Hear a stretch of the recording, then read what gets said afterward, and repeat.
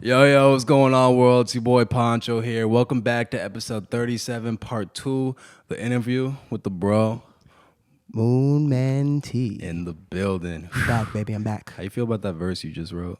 That verse was actually extraordinary. It wasn't my best verse, but it was definitely a beautiful verse. And it came quick, and he whipped that beat up beautifully, so we made a little magic. That's a fact. That was definitely fine. Like, I love the hip-hop shit, but I love, like, doing, like vibey, emotional shit like that. So 100%. That's my thing. Definitely a vibe. Right. So, Mr. Moon, I want to take it back to the very beginning because you've been making music for a long ass time, like we were talking about off camera. What would you say, 11 years? I would say about 10 or 11 years. Yeah. Jeez. What was young Moon 11 years ago doing? What even inspired him to pick up a microphone and really? I absolutely love music, period. All genres, all lanes of music. I've always loved music, so I've always been big in music. I've never had the confidence to do music, though. But my friends, I'm in a group, local, peekskill, built around loyalty. Yes, sir. And they were doing music well before me, and I would say that they inspired me big time to actually want to become a recording artist. What was it like? It was like you were cool with them just on like some friend shit? We were all just friends. Like, it had nothing to do with music. It had nothing to do with the clout and all that stuff that we get now.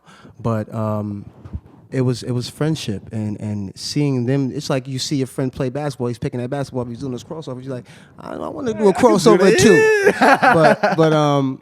But they definitely inspired me to want to become a recording artist. And the competition level in them made me want to, I'm gonna be there. I'm gonna write a hook. I'm gonna get on that song because first they didn't want me on records. They're like, nah, bro. See how it goes, right? They're like, nah, not yet, man. We're gonna put him on, and I'm like, you know what?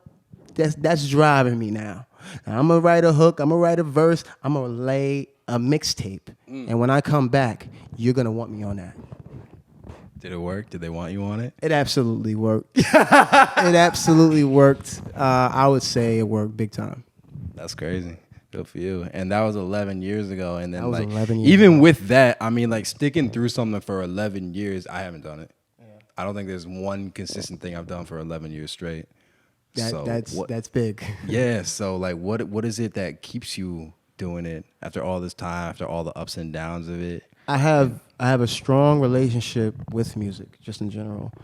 We talked earlier, and I told you that I feel like music is an absolutely divine thing. That it does come from another realm, and it can sway you and make you feel feelings that you don't necessarily know where those feelings are coming from. So music takes you to places that you long for, that you may not even know why you're longing, and I still have that longing 11 years later to feel those feelings. You know what I mean? Have you ever felt it fade or anything like that, or it's just as strong? I've never felt it fade. I've always had that determination. I've always had that. There was one time, like I've had my spiritual journey where I fell back from music, but I never stopped writing music. You know what I mean? I was always writing music, and it helped me throughout my journey to become the human being that I am today. Hell yeah. Right. That's what's up. So there's a couple of topics that I want to touch on with you. Spirituality, I mean, just going off what you just said, you are probably one of the most spiritual people that I know. That says a lot. Yeah, that's so adamant about it and so public about it. Yeah, most definitely. Fearless. Fearless about it. And that's something that a lot of people get judged for and things like that. So 100%. Couple questions. Where did your spiritual journey even start? How did you become so spiritual? I was always into spacey things. So like I was always into like Star Trek and things like that, but I never put a spirit onto it. I was Christian, and I had that whole reality thrusted upon me as a child. Facts. It was thrusted upon me as a child. Facts. But then when I got older and I became like what some would call an atheist. But then I had a literal spiritual awakening, and it felt like my spirit came out of my body, and I was like literally looking at my body. This was like around December 21st, 2012. Oh, it's recent. Not that recent, but recent. It was fairly recent, some years ago, but the Mayans had predicted that the world was going to end at that time. Facts. But I had realized that it didn't end. It ended as we've known the world to be. So how we related to the world, how we related to ourselves, how human beings related to the universe changed. We may not have been aware of that because some people were going to be triggered to become aware of it, and those who weren't would be taught by them. You know what I mean? So it was in my DNA to wake up. My father, he was a self-proclaimed God, unbeknownst to me. He passed away when I was 12. So he went down the journey of becoming God within, and it showed me that DNA is real because I didn't really have too much of a tie with him. And when I woke up and then figured out that he was a part of the 5% nation and he believed that we were gods on earth, I realized that DNA is real because it passed down to me, and I did it without having a tangible connection to him. That's major. Damn.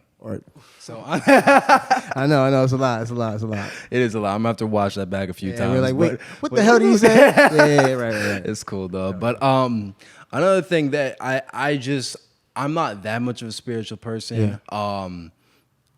I'm friends with a lot of spiritual people, and one thing, I guess the biggest complaint that they give is really the judgment that they get from other people. Yeah, Is that something you experience? I've experienced judgment throughout my entire journey because, again, in 2012, I was 22 years old. You know what I mean? So not a lot of people were into this. I stopped eating meat. I started eating only fruits and vegetables. Even to this day, I'm a vegetarian. So it's been a long time. So at that time, you're gonna get that pushback from those who know you to be a certain type of being. Yeah, you know what I mean. That's just with anything, though. I feel like anything you do, if you switch up and you change up, people are gonna be like, "Wait, that's you're not the you I know." You know what I mean? So, in their thirst to keep you in a certain box, they may attack you in a way to make you feel like maybe you should come back down here. But I read a lot, I meditated a lot, and I realized that I would go through the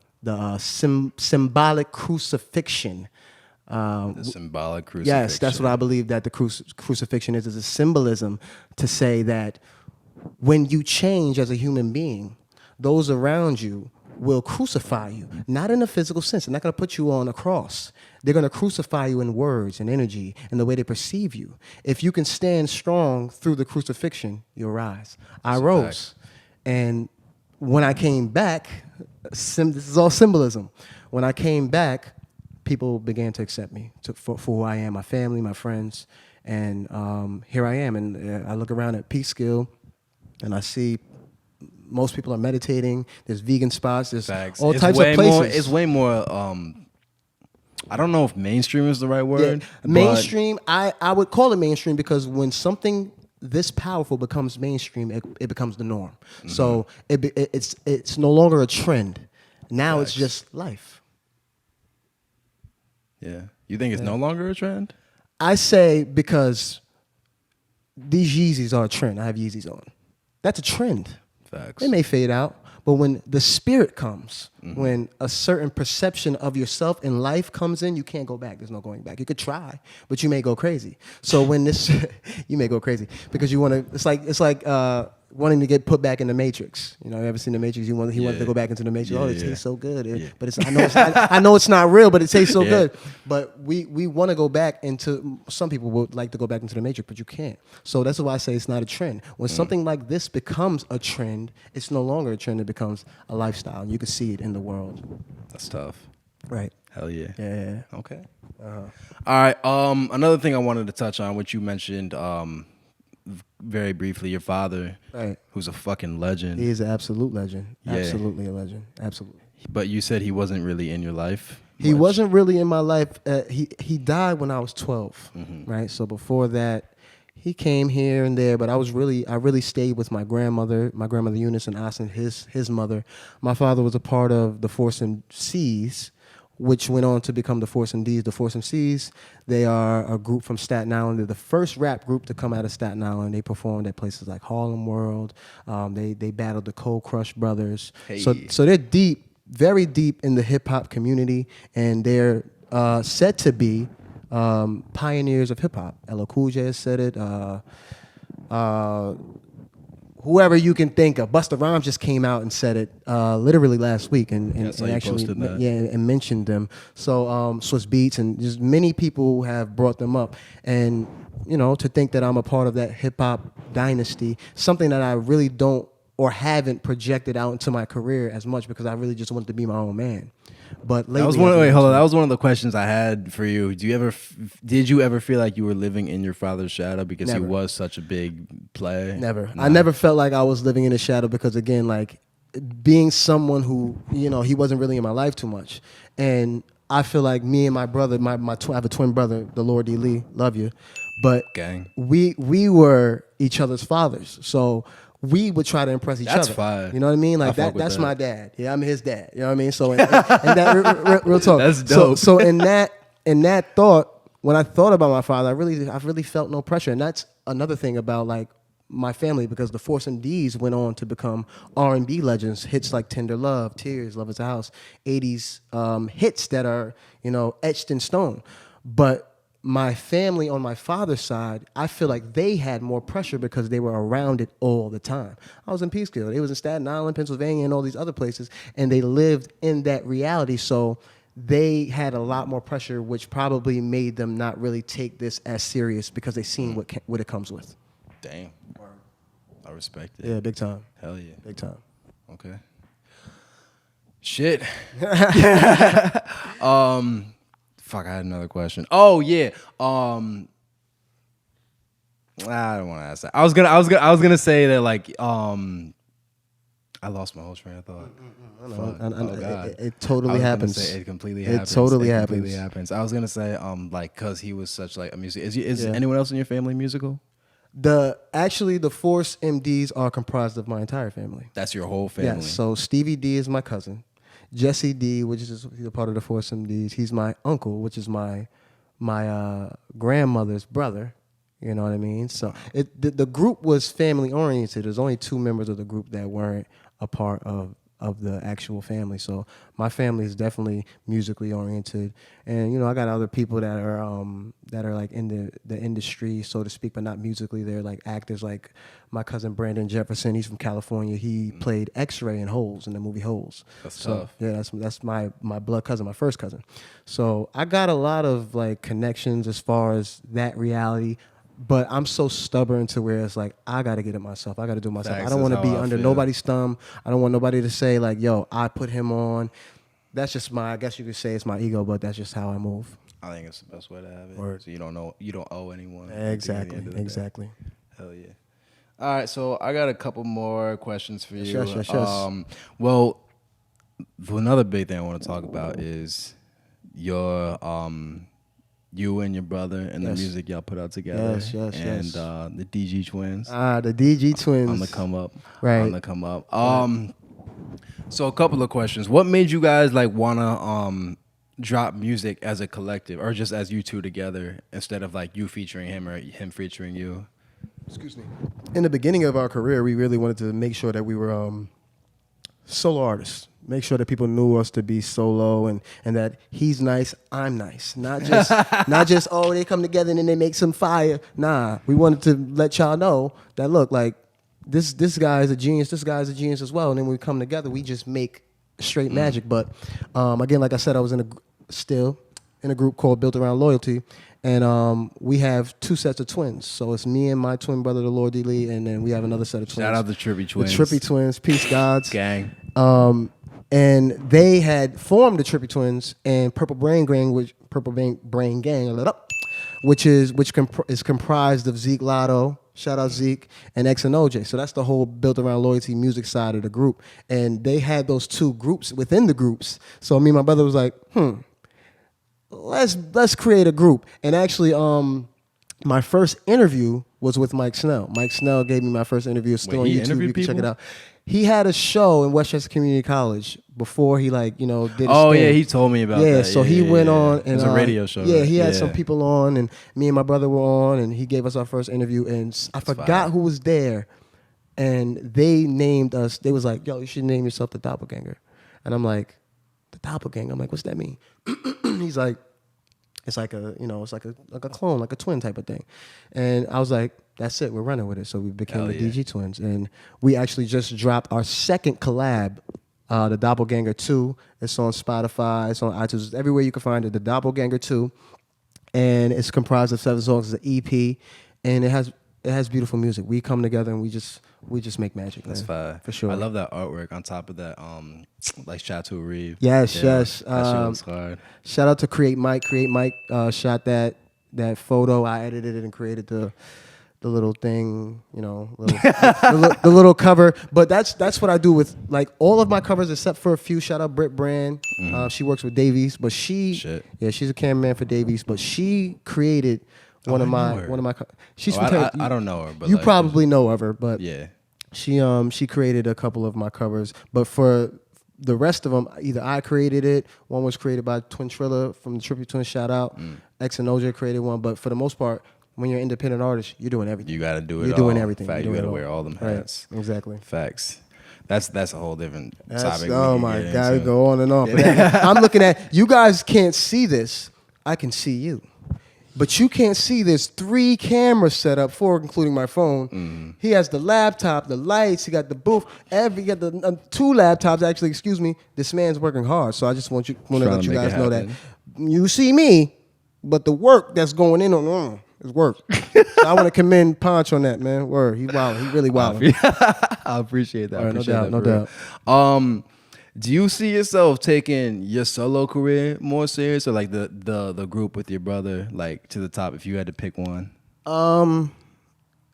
whatever works. Just whatever works. You know what I mean? Like honestly, I love being a solo artist because I get to work at my own pace, you know what I mean? So like when it's 2 or 3 or 4, whenever, like when there's another brain involved. So it's like if I take too long or if he takes too long, it's just like But I absolutely love us as a group, and we're gonna continue to do albums and songs as a group. But right now, I'm definitely focused on my solo career.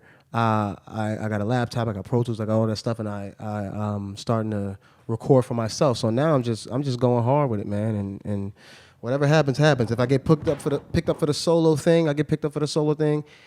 If I get picked up for the twin thing, I'll do that. If I don't get picked up at all, I'll still be doing it.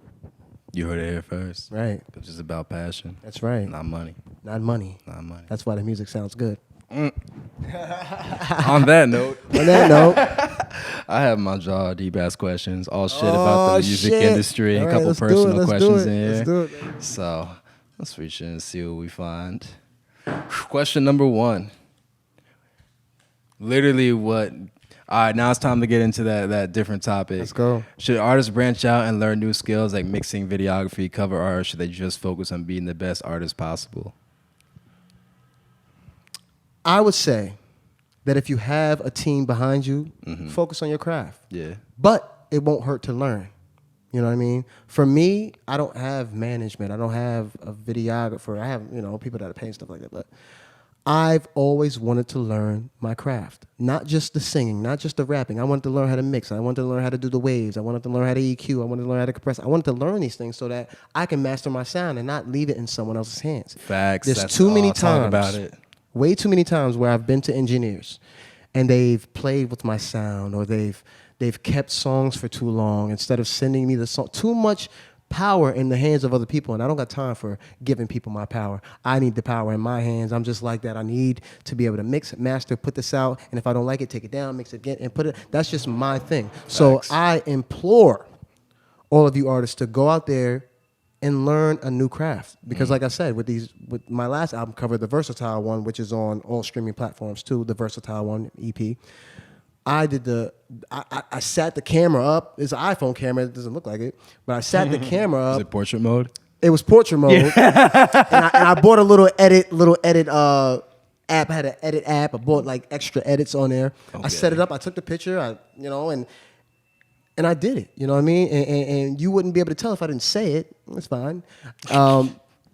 that I did it myself. You know what I mean? So I like I said, I implore people to go out there and learn something new. Like again, I don't want to bring it back to Poncho, but Jesus Christ, he's doing the video, he's editing, he just played the freaking guitar on the 8 that I just did. So it's like, bro, like go out there and learn something. It won't hurt, and you can potentially possibly make money off of it. That's a fact. Right. That's major. I agree with that. Yes, 1000%. sir. Yes, sir. Okay. I gotta reset these cameras. All right, do your thing, baby. All right. Next question. Yes, sir. All right. I was about to call you your brother, Sam. I would be like, yep. Did you do that in Get that school? so much time. Like yeah, we got that so many times, bro. I don't even. And it's like we're not even like identical, but it's like whatever. Cool. Fuck it though. Mr. Moon. Yes. What is the biggest challenge you face as an artist? The biggest challenge I face as an artist. That is a deep ass question from that deep ass jar of deep ass question. Damn. Seeing through the fog of social media, I guess, right? Because I feel like social media can become an indicator of how good you are or how bad you are. Facts. But this is not the truth, because when I put my phone away and I'm not on Instagram and I'm making my records, I feel that this is the best shit ever. In my mind, in my heart, in my soul, I feel that. But sometimes you can post something and people may not react, or people may not say anything, or even in a allotted time that you give them. I'm giving you 5 minutes to say that you like this, or I'm taking it down. You know what I mean? It becomes like it just becomes a burden on your own self-worth, and especially when it comes to your craft. How do you feel about the people that are like get this to like 100 comments for me to drop and shit like that? I feel like that's first of all, when you understand algorithms and Instagram algorithms, when you get comments, you get more traffic. Facts. So that's a smart way to do it. I'm just not like that. I want to just, if you like this, then I'm an old school dude. Like when I hear music and I like this music, I'm gonna comment, I'm gonna like it, this is fire. Most people, it's become so saturated, and it's become such a competition that even those that don't do music, they're in on the competition. They'll say, I'm not liking this person's thing because he's not affiliated with him. This is fire, but I'm not gonna show you that it's fire because you're not affiliated with this person or this group or that. So it's become such a game that I can feel. I'm so in touch with my intuition. I can feel the game being played on Instagram and Facebook. And I try to ignore it as best I can, knowing how fire I am. You know, I've been humble long enough, but knowing how fire I am. It can be frustrating. It can be very frustrating when you're very talented and people come into this looking for the money and not really and looking for the clout. A lot of people don't even want money. They don't even want money. People want fame. They want that fame and that clout. I'll take the money. I'll give me the money so me and my friends, my girl, we can go and get out of here. Get out of this reality. You know what I mean? So that's really my goal with this music thing. Hell yeah. Right. Okay. Yeah, social media. Don't let social media blind you, people. If you know you're official, you're official. Facts. I mean, word. That's really what it comes down to. Big time. And a lot of people are paying for this stuff, so. That's a combo for another day. We're gonna save that for another day. Yikes. Question number 3. Let's go. 2-part question. Go. I just posted a clip with this and it's kind of funny. Perfect. What makes an artist fire? What makes an artist fire? Wow. One. Well, let me say this first. Content. Okay. Depth in music. What are you talking about?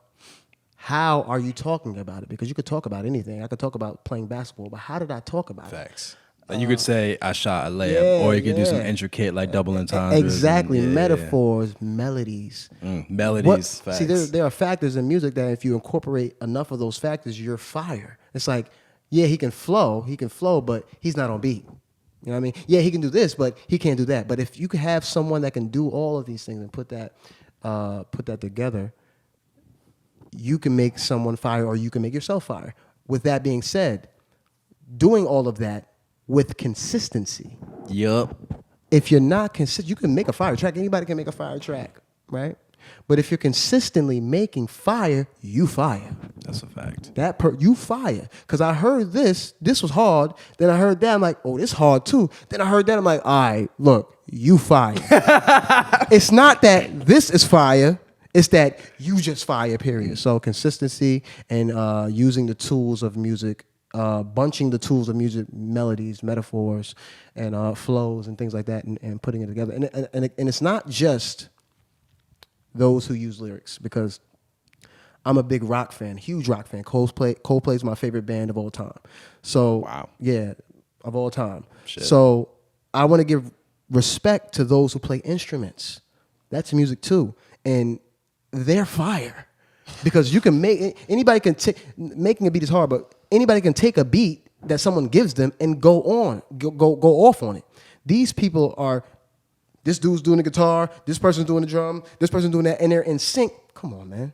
That's talent. That's old shit's school. a whole different level. It's a different world of artistry and music, so respect them. Facts. All right. Damn. That's a Yes, good sir. ass answer. Yes, sir. Part 2. What makes an artist trash? What makes an artist trash? Oh man, I think it kind of has to do again with content too, like genericness. If you're staying on the surface in everything that you're doing, which is to say, we don't party every day. Every day is not a party. So if every song that you're making is about partying, I just don't find that to be fire. To me, it's like, all right, that party song you made was fire, but why you keep making party songs? There's sometimes human emotion it has so many varieties and so many ranges. When I'm alone in my room, I want to hear that pain. I want to hear that feeling. I want to know what you went through, because what you went through potentially mirrors what I went through. So give your soul. Don't just give. We're not popping bottles all day. We're not getting it in all day. Yeah, I love that music. Don't get me wrong. I love trap music. I get it in. I get it. I do all that. But if you're staying on the surface of human emotion and what humans do, you're hiding the truth of what we really are and what we really go through on a day-to-day basis, which is a wide variety of emotions. So display that. And if you're not, you're just trash to me. I'm like, no, I don't even like this. Like, yeah, it may even be fire, but it's like, this is all I'm hearing from you. I'm good. Also, riding the beat. If you can't ride a beat, I'm just like, no, that's trash. Just like, that's just not it. I can't even listen to this. Sometimes, don't get me wrong, there's sometimes where there are artists that are unorthodox that come on and they do their thing, and it's like, that wasn't really on beat, but I kind of like the way you did that, like in a way. But for the most part, if you can't ride a beat, if you can't flow, if you can't, if you're singing, it's like basic artist shit. Basic artists, when I hear it, I know. You know what I mean? Like, but again, music is a wide range as well. So there's different sounds, there's different types. So before I say something's trash, I'll give it a couple listens and I'll be like, wow, you just gave me something that I didn't think I was gonna like. The first listen, I was like, nah, turn this off. And then I listen again, I'm like, whoa, that was fire you dumped. This is on my playlist. Okay. Right. I respect that. Yes, sir. I respect it. Yes, sir. Yes, I don't agree with everything you just said. Hey, but look, we're not here to be yes men. We're here to, Yeah, the only thing I'm gonna say to like the person that's just making party music all day long, it's like there are some artists that like think of a Juicy J. Yeah, big time. I don't think people want to hear a love song from Juicy J. Yeah. So I agree with that. I agree with that. That's the only thing I'm gonna say. Everything. But else I tell you what, what's up? If he was to go into that lane, he would see that he would have more fans gravitate towards him than he thought he would have. I think I agree with that actually. He probably wouldn't even think I'm not doing that. They don't want to hear that. But there are a lot. There are even I tell my friend, like my man Zeke, I tell him all the time, yo, you got to get into the lovies. You got to say some. You got to tell him some love stuff. You got to give off some pain. And then as soon as he does that, you can see like, whoa. Like people gravitate towards. Whoa, he's telling the truth. He don't just party all the time. He goes through it too. So when you have an artist that does that constantly, it's like they're kind of hiding a side of them. Even though, that's what you're doing. You think that your fans want that, but as soon as you give your fans something else, some of your fans may not like it, but a lot of your fans are going to be like, wow, I've never seen this side of you. They'll this respect is amazing. It at like the very minimum. Right, at the bare minimum. Yeah. All right. I'm satisfied. Yeah, me too. That was beautiful. Facts. All right, we're going to pull out 2 more questions for the night. Next one. Mr. Moon. Yes. What separates you from other artists? Wow.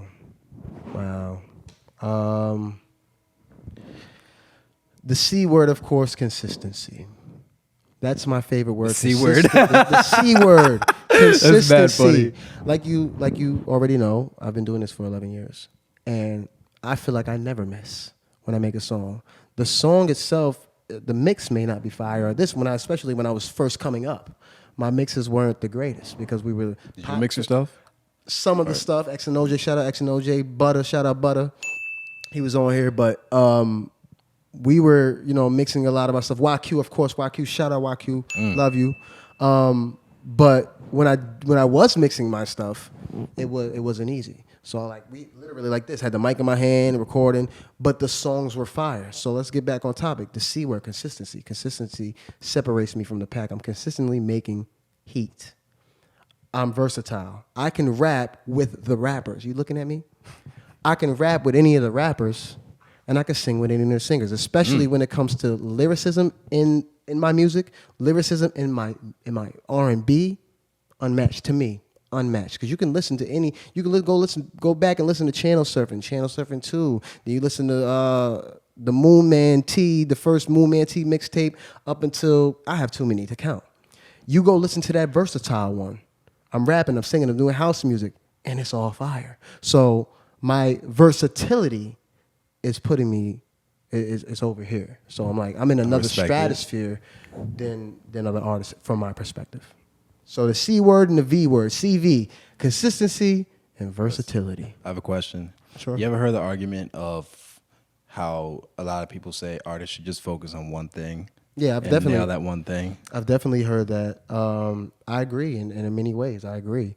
But the pull of competition, it pulls you, because when I'm in my R&B world, I'm going hard in the R&B world, and I hear some rap, and I hear some people rap, and I'm like, nah, I'm doing that now. I could do that. What's up? Then I'll just rap. You know what I mean? So it's like, to me, you're gonna hear it all. And that's why I dropped the versatile one on all streaming platforms. That's why I dropped the versatile one, to give you rapping, to give you singing, then a little bit of house music, then a little bit more rapping, then some singing. I want you to get the idea that, this dude can do it all. You know what I mean? And he doesn't have to limit himself to, like my brother, the Lord D. Lee, shout out again. We always used to push him like, you gotta rap, bro. You gotta rap. He like, nah, I want to sing too. Like, I'm a singer. I want to sing. I want to get it in. And if we were able to stop him from doing that, there were a lot of classic love songs that we wouldn't have been able to hear from him. So, and a lot of classic rap songs that probably wouldn't have dropped as well. So, versatility to me is the biggest thing. I like to be versatile, and I'm not running from my versatility just for a buck. I want to put it all out. I respect it. Right. Hell yeah. Okay. Right. Nothing but respect. Last question of the night. Yes, sir. This is the perfect last question. Right. If you had to describe your music career in 3 words, what would they be? My music career. The C word again, consistent. I never stopped. I probably had one break, 1 year where I didn't put out a project, but I actually was putting out songs. So consistency is a big word. Overly passionate. If I could put 2 words and make them one, let's just say passionate, extremely passionate, and soulful. Consistency, passionate, and soulful. And soulful. Those 3, big time. So, because even if I'm rapping, and I'm rapping hard, even if I talked to you about before, I dropped a hardcore rap, you can still feel the soul in it. There's a lot of soul in my music because I literally pour myself into these records, so you can feel me when you hear that. So that's just me. Soulful, passionate, and consistent. That's tough. Right. Yes, sir. Yes, sir. You heard it here first. Yeah, you heard it. With that being said, this has been episode 37 of Cookups and Convos, part 2 of the interview with the bro, MoonManT. Thank you. Mr. Moon, could you tell the people where to find you on social media? Yes. MoonManT, everything. At MoonManT, Twitter, Instagram, Facebook, MoonManT. A lot of people call me MoonManT. No, it's not MoonManT. It's not MoonManT. I'm not Jamaican. MoonManT on all streaming platforms. Go get the new album, the versatile one, MoonManT on. Oh shit! Wait, I'm sorry. I didn't ask you about the books. We could go there. We could go there real quick. Fuck. I mean, in like 2 minutes, could you break down the books? Of course. I'm a 2-time author as well. I wrote 2 spiritually based books. The first book was The Diary of MoonManT, God Within. The second book was called Magic Music Triumph by MoonManT. The first book was a compilation of blogs that I was creating while I was awakening to my spiritual self in the city of Peekskill.